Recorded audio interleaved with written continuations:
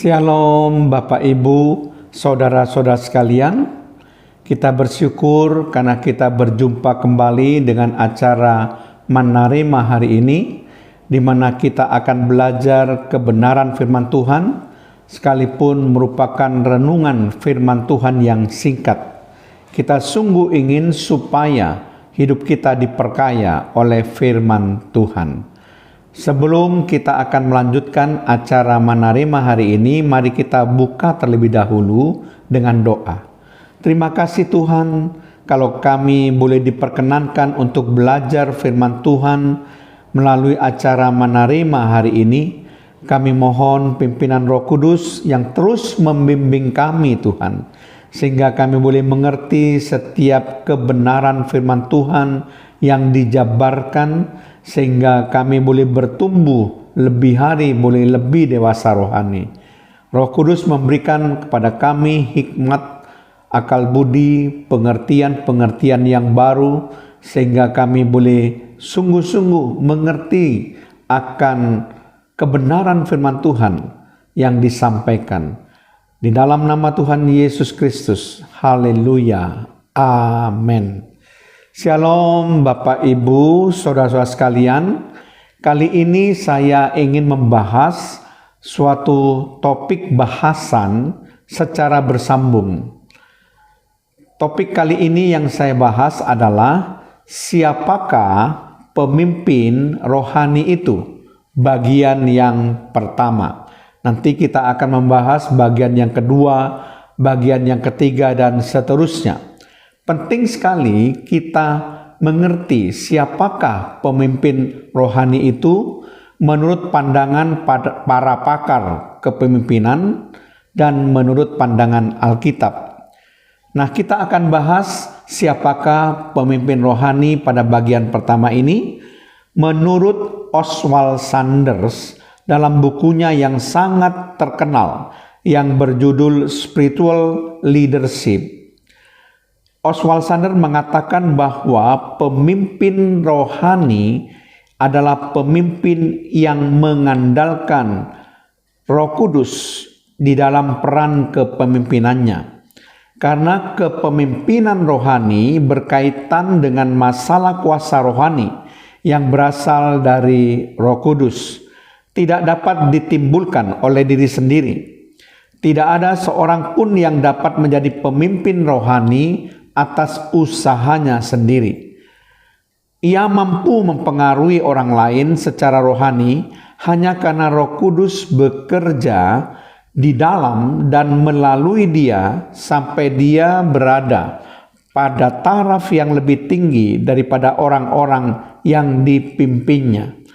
Kepemimpinan rohani yang berfungsi mampu mempengaruhi orang lain bukan hanya dengan kekuatan kepribadiannya sendiri saja, melainkan dengan kepribadian yang diterangi, ditembusi, dan dikuatkan oleh Roh Kudus, oleh karena ia membiarkan Roh Kudus mengatur hidupnya dengan sepenuhnya.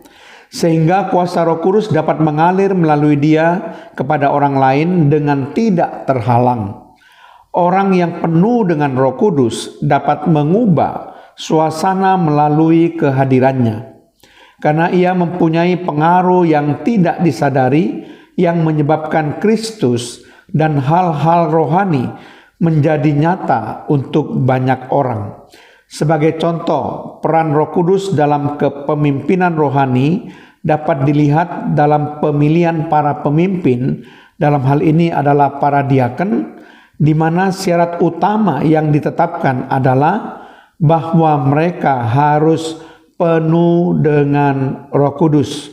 Mari kita perhatikan ayat yang terdapat dalam Kisah Para Rasul pasal yang ke-6 ayat yang ke-3.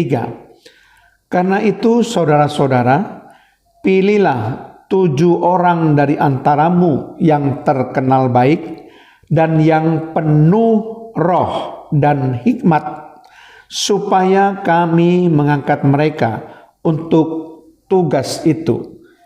Di samping itu, seorang pemimpin rohani lebih mengutamakan kesejahteraan orang lain daripada kenikmatan dan martabat dirinya sendiri.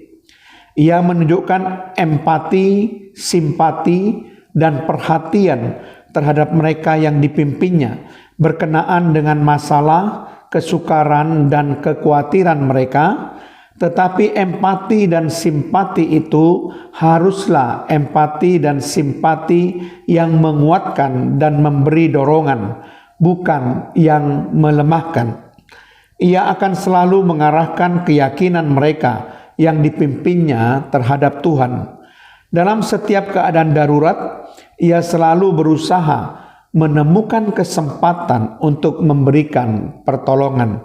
Mari kita perhatikan Filipi pasal yang kedua ayat 3-4. Dengan tidak mencari kepentingan sendiri atau puji-pujian yang sia-sia, sebaliknya hendaklah dengan rendah hati yang seorang menganggap yang lain lebih utama daripada dirinya sendiri. Dan janganlah tiap-tiap orang hanya memperhatikan kepentingannya sendiri, tetapi kepentingan orang lain juga. Demikianlah pembahasan topik mengenai siapakah pemimpin rohani itu pada bagian yang pertama. Amin. Mari kita berdoa. Terima kasih Tuhan kalau hamba-Mu sudah menyampaikan mengenai siapakah pemimpin rohani itu bagian yang pertama, agar kami sadar supaya kami bisa menjadi pemimpin rohani yang baik Tuhan, sehingga tidak melanggar kebenaran firman-Mu dan kehendak-Mu. Terpujilah nama-Mu Tuhan, di dalam nama Tuhan Yesus Kristus. Haleluya.